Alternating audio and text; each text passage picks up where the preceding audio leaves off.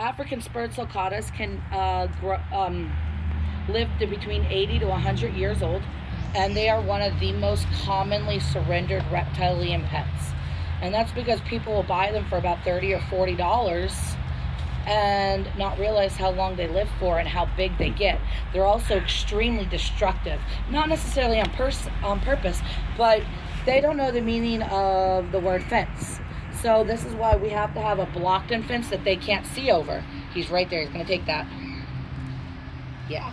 Now watch your finger, though, because they can take a finger off. And it's not being malicious, but you've ever heard that you can actually bite your finger off with the force of biting into a carrot, right? Yeah. But we can't do it because our brains won't let us. Well, their brains will let them bite our fingers off. So they don't know the difference. They're not going to stop. When they bite, they're just going to keep biting down. And they don't have teeth. They have these really hard beaks.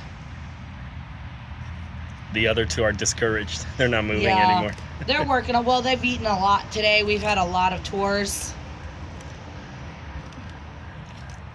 But you know what? I always say tortoises are just like cows with shells.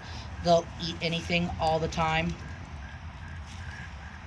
And you can pet them. They love being scratched on the shells. They're also burrowers. So they do like to dig. They take those spurs on their arms and they dig down into them. Males also use those spurs to kind of lock into the females when they are doing some hanky-panky stuff. Can you tell which one's male, which one's female? So, come here, baby. I know, I'm being mean to you. Come here. Let me see. So this is a female, and you could tell by, do you see this spot right here, and do you see how these little areas kind of fan out this way a little bit? Yeah. Or I'm sorry, that's wrong, backwards. This is a V. So do you see how it's more of a V shape? Uh-huh. So the V shape is the females, and how her stomach is flat. Yeah. That's females. It's still eating. I know, baby. I'm sorry. Come here. Okay, I got you. Come here. You did a good job. You want me to put you down? I'll put you down. Now let me see if I can grab a male. There you go. Let me see if I can get this little one. This one coming out at us. She's a female, but I also know her shell. Let's see. You're a female. No. Watch your finger. Watch your finger. Watch your finger. Oh. Good job. I'm trying to see if I can grab you. You're in my way. Stop crawling on this poor turtles. Come here, baby. Nope, that's a female. I know. You're fine. You are a male. Come here. Don't start with me. Okay. So do you see how hers was more of a V? Yeah. His flare out like petals. Yeah. So flower petals, and then he's starting to develop a little dip in his shell. And that makes it perfect so when he's old enough, he can mount her like that, and he has the dip, so that way when his little long tentacle thingy comes out, it can go into her shell. Wow. Yeah. But I always say V for females and flower petals for males. Come here. There you go. Good job, babies. No, not interested. Yeah, he's interested. Maybe. Nope. If you were here this morning, they would have been following you everywhere, but it's also kind of their bedtime time. Mm-hmm. So they kind of put themselves up at night so we don't have to. Yeah. They also, they're a good habit-forming reptile as well. So they know when it's time for bed. They know when it's time, and they come greet us in the morning when we get here. Uh-huh. With alligators actually being the most habit-forming reptile in the reptilian world, you can do irreversible domestication on a wild alligator in as little as 4 weeks. 4 weeks. 4 weeks. You can go take an alligator out of the wild, bring it home, Yeah. and take care of it for 4 weeks, and he can never be released back into the wild. They stop hunting or what? Yeah. Yep. You got this. Come on. Good job, babies.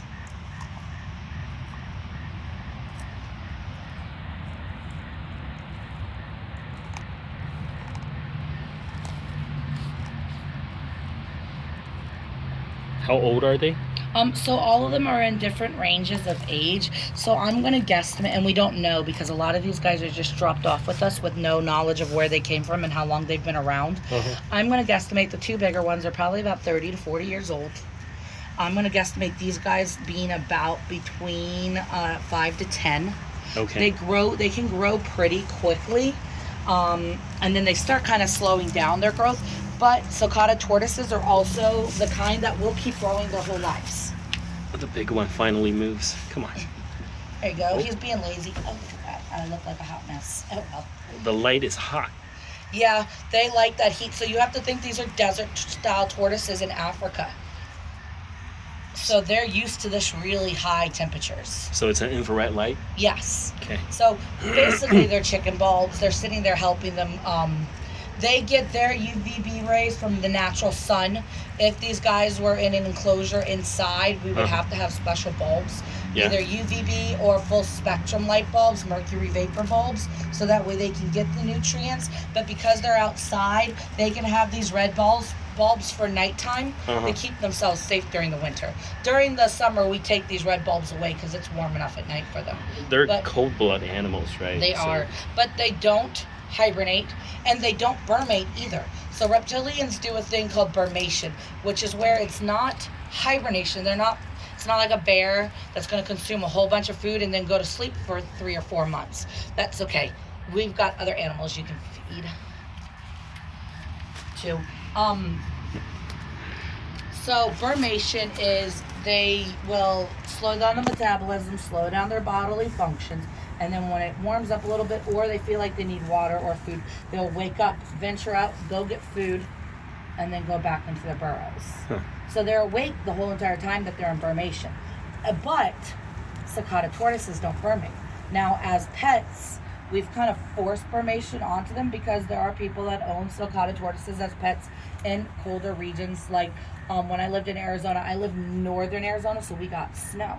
So I would have to either bring my tortoises inside or force brumation on them so that way they could survive the winter. And just feeding them more food doesn't do the trick? Nope. I have to put them in hot houses and keep them. I like to keep them awake. So I had giant boulders roaming around my house every winter. My dogs just lived with them. They would just go sleep next to my dogs. It was the whole thing. But in areas like Minnesota and Chicago and people that have tortoises like that in those really snowy, cold regions where it's cold all the time during the winter, they force brumation on them.